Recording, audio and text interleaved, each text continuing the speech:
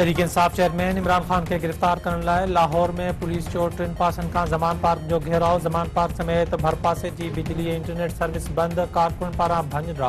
इमरान खान वधीक कारकुन खे ज़मान पार्क छॾाए वरितो। ज़मान पार्क मैदान जंग बणियल, डंडा खणी आयल कारकुननि ऐं पुलिस में चकरियूं, पुलिस ते पथराव, 32 एहलकार ज़ख़्मी, शेलिंग वाटर कैनन जो इस्तेमाल, केतिरा ई कारकुन गिरफ्तार। IG पंजाब डॉक्टर उस्मान अनवर जो चवणु आहे त ज़मान पार्क में ऑपरेशन न पियो थिए, अदालती हुकुम ते अमल कयो पियो वञे। जेकॾहिं बदतमीज़ी जो तूफ़ान न रुकियो त गिरफ़्तारियूं कयूं वेंदियूं, केस बि दाख़िल थींदा, वधीक नफ़री बि तलब कई वई आहे।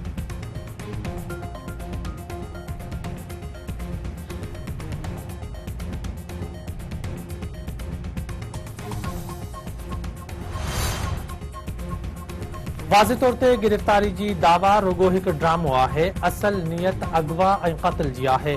शेलिंग ऐं वाटर कैनन खां पोइ सिधी फायरिंग करण ते लही आया आहिनि।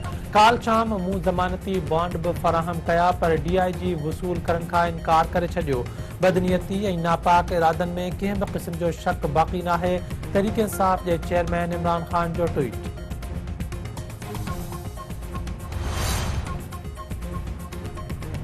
वज़ीर आज़म शहबाज शरीफ़ इमरान खान जी गिरफ़्तारी ऐं लाहौर जी सूरत हाल बाबति आला सतही इजलास तलब करे वरितो। ज़रियनि जो चवणु आहे त वफ़ाक़ी घरू वज़ीर राना सनाउल्लाह अमन जी सूरत हाल बाबति ब्रीफिंग ॾींदो। लाहौर में इमरान खान जी गिरफ़्तारी लाइ पुलिस जे क़दम बाबति बि आगाही ॾिनी वेंदी। इमरान खान जे हवाले सां अदालती फ़ैसिलनि ते अमल बाबति बि जाइज़ो वरितो वेंदो। परॾेही वज़ीर बिलावल भुट्टो ज़रदारी चयो आहे त इमरान खान सम्झे थो त मथस मुल्क जो को बि क़ानून लागू नथो थिए। इमरान खान बार बार क़ानून जी भञकड़ी कई, जंहिं ते खेसि जवाबु ॾियणो पवंदो। इमरान खान खे अदालतनि में तलब कयो वेंदो आहे, पर हू पेश नाहे थींदो। क़ानून सभिनी लाइ बराबरि आहे। इमरान खान खे क़ानून ते अमल करणो पवंदो। इमरान खान अदालत में पंहिंजे बचाव करणु नथो चाहे। पुलिस जिन कप्तान वटि वञे थी त हू पंहिंजे कारकुननि खे घुराए वेठे थो। इस्लामाबाद हाई कोर्ट इमरान खान जी गिरफ़्तारी वारंट ख़िलाफ़ दरख़्वास्त जी ॿुधणी। इमरान खान जो वकील ख्वाजा हारिस रोस्तम ते अची वियो। तोशाखाना केस में गिरफ़्तारी वारंट ख़िलाफ़ PTI दरख़्वास्त ॾिनी हुई। जज खे धमकीयारी केस में इमरान खान जा गिरफ़्तारी वारंट 16 मार्च ताईं मुअत्तल थियल।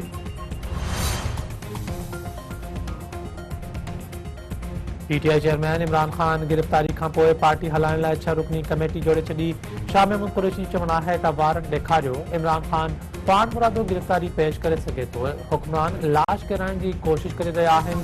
पुलिस खे तशद्दुद बदिरां ॻाल्हियुनि जो रस्तो इख़्तियार करणु घुरिजे। ॿुधायो वञे त इमरान खान खे आख़िर कहिड़े केस में गिरफ़्तार कयो पियो वञे। इमरान खान जी इम्कानी गिरफ़्तारी ख़िलाफ़ तहरीक इंसाफ जा मुल्क जे मुख़्तलिफ़ शहरनि में एहतिजाजी मुज़ाहिरा।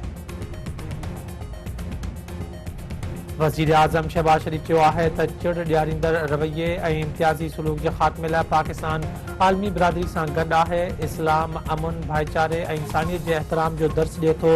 इस्लाम ॿियनि मज़हबनि जियां इंसानी तरक़ी जहिड़े आला क़दरनि जी हिदायत करे थो। धारियुनि जी आबादकारी, करप्शन ऐं डिजिटल आदमशुमारी ख़िलाफ़ सिंध यूनाइटेड पार्टी जो मार्च रवां अॻुवाणनि जो चवणु आहे त करप्शन सबबि सिंध जा समूरा शहर खंडनि जो ॾेख ॾेई रहिया आहिनि। बरसाती ॿोॾि मुतासिरनि खे बि अञा ताईं इमदादी रक़म न ॾिनी वई आहे।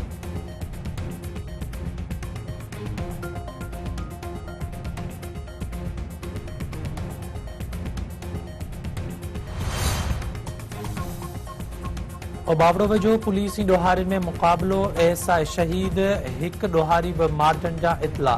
खंबड़ा थाणे जी हद सीपेक वटि पुलिस ऐं ॾोहारियुनि में मुक़ाबले दौरान ASI अमानुल्लाह अबड़ो शहीद थी वियो। फायरिंग जो सिलसिलो हलंदड़, वधीक पुलिस नफ़री तलब।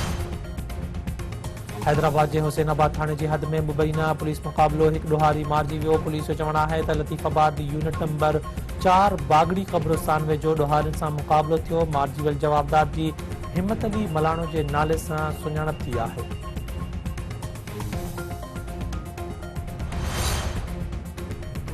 हैदराबाद में नारी इक़रा खे क़त्ल कंदड़ जवाबदार ॾोह जो इतराफ़ करे वरितो। पुलिस जो चवणु आहे त जवाबदार खे अॼु अदालत में पेश कयो वेंदो।